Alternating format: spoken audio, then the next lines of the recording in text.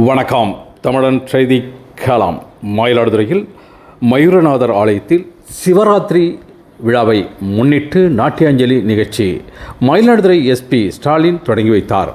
மயிலாடுதுறை மாவட்டம் மயிலாடுதுறை மயூரநாதர் ஆலயத்தில் சிவராத்திரி விழாவை முன்னிட்டு 19ஆம் ஆண்டு மயூர நாட்டியாஞ்சலி நிகழ்ச்சி இன்று இரவு தொடங்கியது.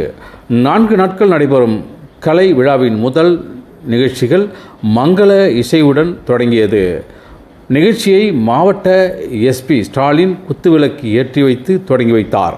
தொடர்ந்து திருக்கோயிலூர் பாலாஜி குழுவினரின் மங்கள இசையுடன் நிகழ்ச்சி நடைபெற்றது. பின்னர் பத்மபூஷன் சோபனா மாணவிகளின் குழுவினர் அரங்கேற்றிய நாட்டியாஞ்சலி, மயிலை சப்த ஸ்வரங்கள் குழுவினர் நிகழ்த்திய இராமாயண நாடகம் உள்ளிட்ட நிகழ்ச்சிகள் நடைபெற்றன.